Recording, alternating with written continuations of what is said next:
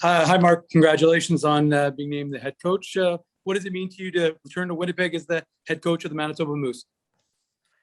Hi, Dave. Thanks. Well, to be honest, I've wanted this job probably for about 10 years of my career. Like it's means a lot to me to be able to come back and work with, surprisingly or not surprisingly, pretty much the same staff as when I left. So, it shows the continuity of the organization, and pretty happy to come back and work with a lot of good people that I've developed good friendships with over the past. So real excited about it. Thanks. Okay, we'll go next to Sportsnet's Ken Wiebe. Thanks, Daniel. Afternoon, Mark. Long time in the game. Who were some of your biggest influences when it comes to your coaching style? Like Pascal Vincent had a real impact on me. Randy Carlisle, huge impact in Anaheim on me. I would have to say, Paul Maurice, working with him through a lot of training camps. And I would say that those three are probably where I've learned the most from.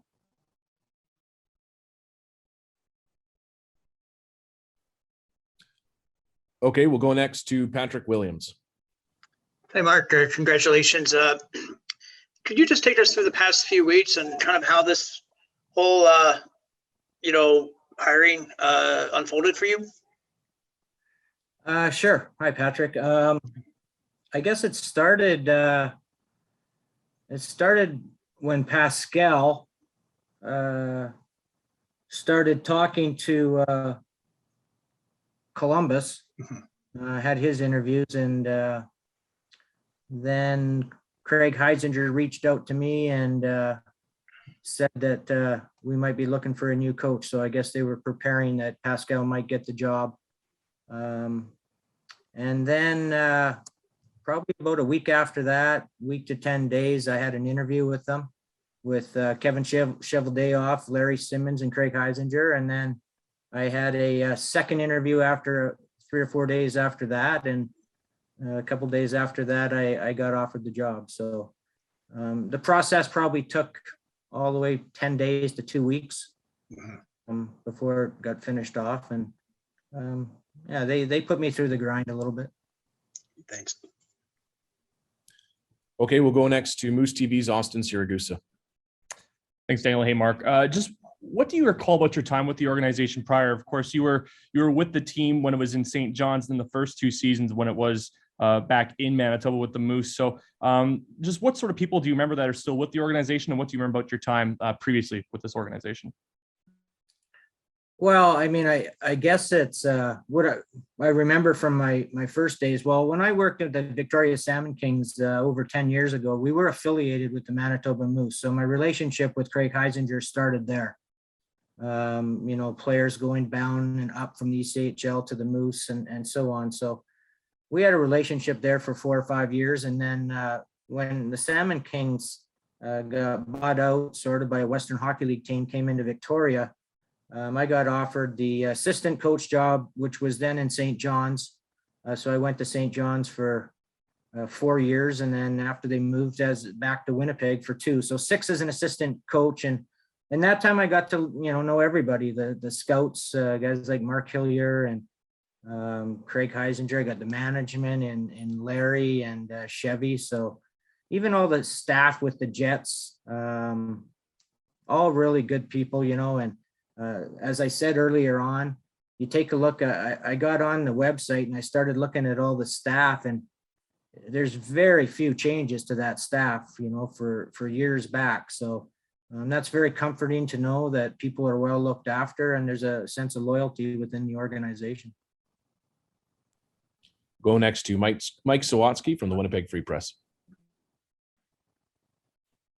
Hi, Mark. I'm wondering if you could talk a little bit about what happened in Anaheim. When you and Marty Wilford got let go, did you feel that you were sort of getting blamed for what went on there when it was more of an organizational thing that was happening there?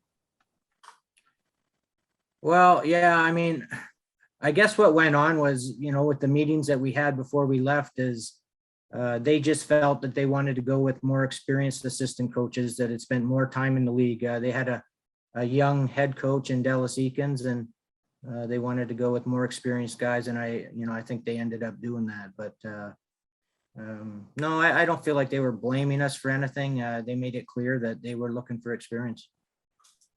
But was it the power play in Anaheim? Was that a big talking point all year? And was that sort of left at the feet of the assistant coaches, perhaps?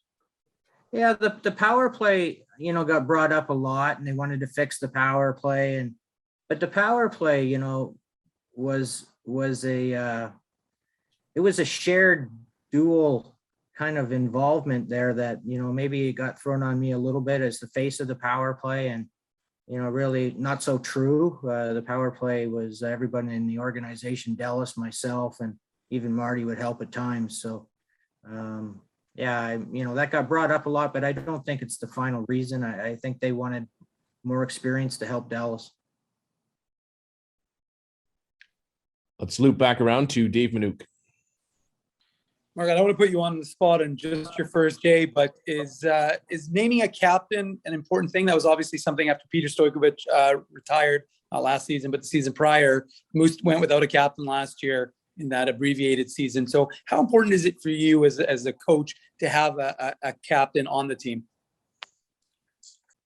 Yeah, I think it's important to have a captain. I mean, I can understand a lot of organizations now take their time and try to feel everybody out before they get a captain, because it's more detrimental to your team if you pick the wrong guy. So I think it's a whole organization thing and not just a coach thing. And but I do feel that captaincy is a big part of a team. Thanks. We'll go next to Patrick Williams. Yes, it's been around 10 years or so since you were in the head coaching role, and that was in Victoria. How quickly do you think that will come back to after being an assistant for so long? Yeah, good question. You know what? It came back to me a couple years ago when Randy Carlisle got let go by the Ducks and Bob Murray took over. I ran the bench, so I got 4 months there, 3 months, 4 months of running the bench in Anaheim, and it came back pretty quick. So I haven't done it now for another couple of years, so we'll see. But I don't think it's going to be a problem.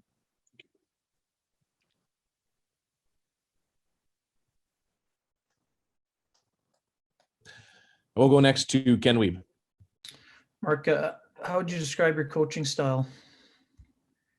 I'm going to be pretty relentless on, this is all coaches probably say this, but for the Manitoba Moose and the development program and trying to develop a winning culture, it's kind of like, it's a fine line, as you know, like you have to develop and you have to win. So I'm going to be relentless on the work ethic, on competing. Everybody, all 23 or how many players we're going to carry are all going to be competing as hard as they can every night. So that part, I don't care if you make mistakes, as long as you're putting the effort in to compete in. We're going to play similar style of hockey as the Winnipeg Jets are, system wise, and just so it's an easier transition for the players. But we are going to play fast. We're going to compete and we're going to play fast. And the biggest thing for me is the execution. While you're playing fast, I found that when I was in the NHL, the biggest problem we had with our young guys coming up is they couldn't execute at the pace that the NHL game is at. So we're going to try to have a lot of pace in practice and a lot of pace during game where we execute. So it's an easier transition into the NHL for them.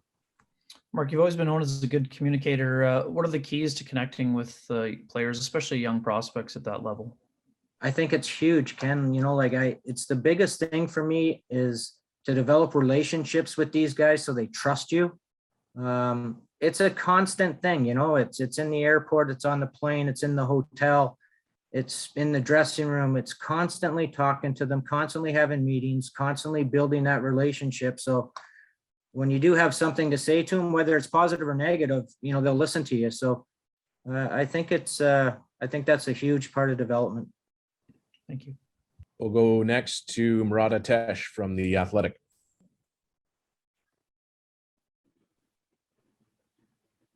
I think I've got myself unmuted. Hi, Mark. Congratulations on the job.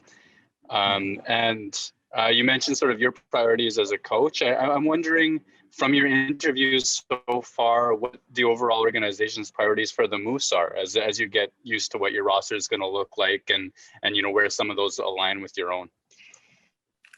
Well, you know what, like, that's why I went after American Hockey League job, is for the development part of it. Like, I like it.